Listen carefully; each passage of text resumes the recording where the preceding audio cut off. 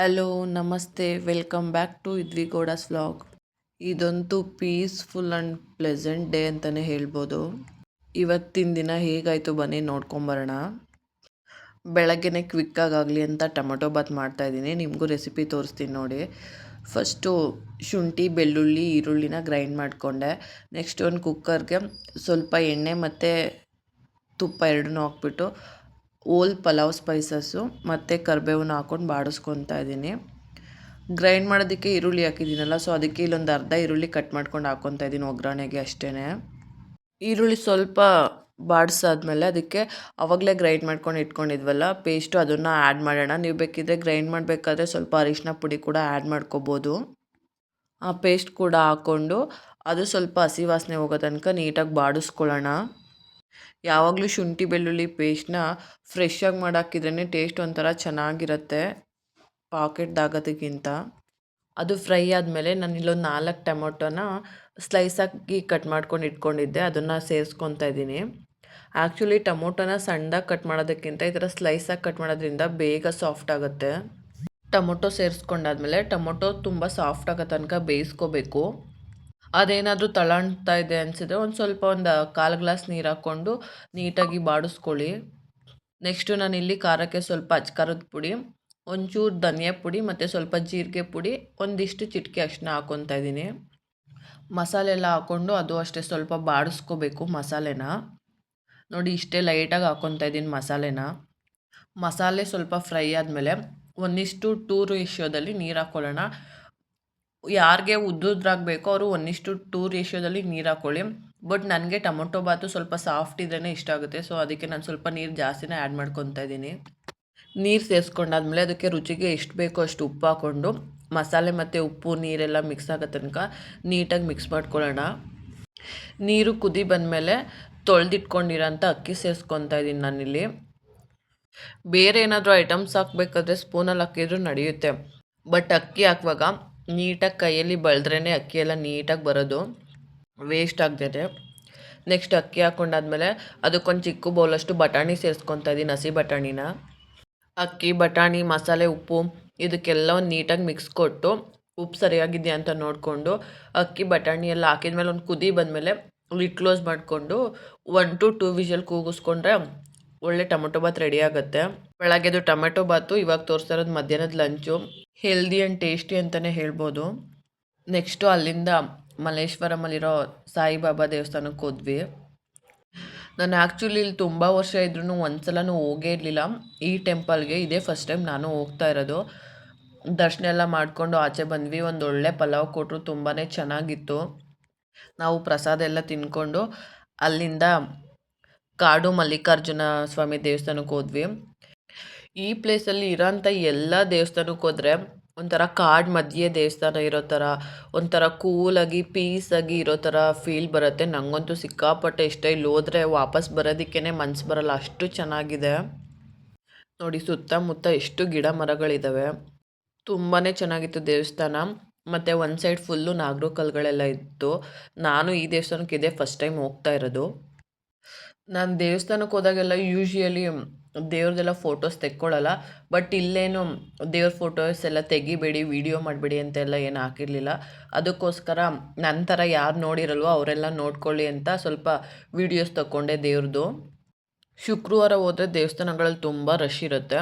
ನಾವಿಬ್ಬರು ಮಕ್ಕಳಿದ್ದಾರೆ, ಸುಮ್ಮನೆ ರಶಲ್ಲೆಲ್ಲ ಹೋದರೆ ದರ್ಶನ ಮಾಡೋಕ್ಕೆ ಹೋಗಲ್ಲ, ಮಕ್ಕಳು ಕಿರಿಕಿರಿ ಮಾಡ್ಕೊತಾರೆ ಅಂತ ಗುರುವಾರ ಹೋಗಿದ್ವಿ. ಗುರುವಾರನೂ ಸಿಕ್ಕಾಪಟ್ಟೆ ಜನ ಇದ್ದರು. ಶುಕ್ರವಾರ ಆದ್ರೇನು ಗುರುವಾರ ಆದ್ರೇನು ಅಲ್ವಾ ದೇವ್ರು ಮಾಡೋಕ್ಕೆ. ನಮಗೆ ವಾರ ನಮ್ಮ ಒಂದ್ಸಲ ವಾರ, ದೇವ್ರಿಗೆ ಯಾವ ವಾರನೂ ಇಲ್ಲ, ಎಲ್ಲ ವಾರನೂ ಒಂದೇ. ನಿಜವಾಗ್ಲೂ ದೇವಸ್ಥಾನದೊಳಗಡೆ ಹೋದರೆ ಆಚೆ ಬರೋಕ್ಕೆ ಮನಸ್ಸು ಬರ್ತಾ ಇರಲಿಲ್ಲ, ಅಷ್ಟು ಕೂಲಾಗಿತ್ತು, ಅಷ್ಟು ಚೆನ್ನಾಗಿತ್ತು. ಅಲ್ಲಿಂದ ಪಕ್ಕದಲ್ಲೇ ಗಂಗಮ್ಮ ದೇವಿ ದೇವಸ್ಥಾನ ಇದೆ, ಅದ್ರ ಪಕ್ಕ ನರಸಿಂಹಸ್ವಾಮಿ ದೇವಸ್ಥಾನ ಇದೆ. ಬಟ್ ಅಲ್ಲಿ ತೆರೆ ಬಿಟ್ಕೊಂಡು ದೇವ್ರಿಗೆ ಪೂಜೆ ಮಾಡ್ತಾಯಿದ್ರು, ಅದಕ್ಕೆ ಆಮೇಲೆ ಬರೋಣ ಅಂದ್ಬಿಟ್ಟು ಅದು ಗಂಗಮ್ಮನ ದೇವಸ್ಥಾನಕ್ಕೆ ಬಂದ್ವಿ. ಇಲ್ಲಿ ಫೋಟೋಸು ವೀಡಿಯೋಸ್ ಏನೂ ತೆಗಿಯಂಗಿರಲಿಲ್ಲ, ಹಂಗೆ ಆಚೆಯಿಂದ ಒಂದು ವೀಡಿಯೋ ಮಾಡಿಕೊಂಡೆ ಅಷ್ಟೇ. ದೇವಸ್ಥಾನದಲ್ಲಿ ಏನೋ ವಿಶೇಷ ಇತ್ತು, ದೇವಸ್ಥಾನಕ್ಕೆಲ್ಲ ಲೈಟಿಂಗ್ಸ್ ಹಾಕಿ ಡೆಕೋರೇಷನ್ ಮಾಡಿದರು. ಗುರುವಾರ ಆದರೂ ದೇವ್ರಿಗೆ ತುಂಬಾ ಚೆನ್ನಾಗಿ ಅಲಂಕಾರ ಮಾಡಿದರು.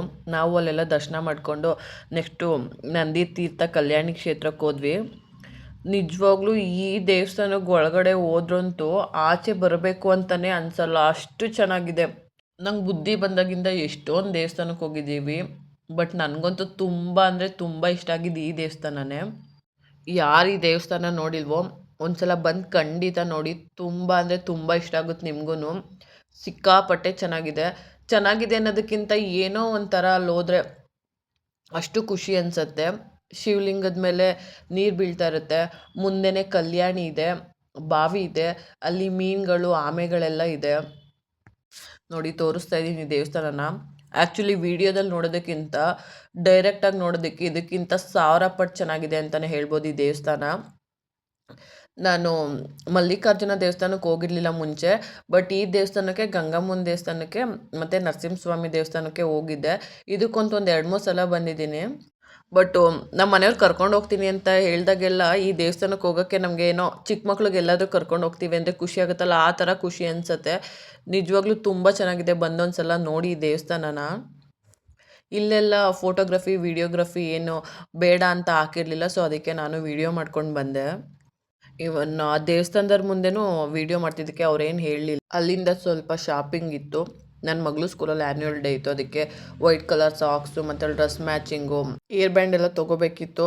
ಸೊ ಅದಕ್ಕೆ ಅದನ್ನು ಶಾಪ್ ಮಾಡ್ದಂಗೆ ಆಗುತ್ತೆ. ಮತ್ತು ನಾವು ಆಚೆ ಹೋಗೋದೇ ತುಂಬಾ ಕಮ್ಮಿ. ನಮ್ಮ ಮನೆಯವರು ಬಾ ವಿಜಯನಗರ್ ಫುಡ್ ಸ್ಟ್ರೀಟ್ಗೆ ಹೋಗಿ ಏನಾದರೂ ತಿನ್ಕೊಂಬರೋಣ ಅಂತ ಹೇಳಿದ್ರು ಅಪರೂಪಕ್ಕೆ. ಅದಕ್ಕೆ ನಾವೆಲ್ಲ ಹೋಗಿ ಎಲ್ಲೋದ್ರೂ ನಮ್ಮ ಮನೆಯವ್ರು ಚಿತ್ರಾನ್ನ ಮಾತ್ರ ಬಿಡಲ್ಲ ಅಂತ ನಾನು ಬೈತಾ ಇದ್ದೆ. ಬಟ್ ಅವ್ರು ತೊಗೊಂಬಂದ್ಮೇಲೆ ತುಂಬಾ ಚೆನ್ನಾಗಿತ್ತು. ಇನ್ನೊಂದು ಪ್ಲೇಟ್ ತೊಗೊಂಡು ತಿಂದ್ವಿ, ಅಷ್ಟು ಚೆನ್ನಾಗಿತ್ತು ಚಿತ್ರಾನ್ನ.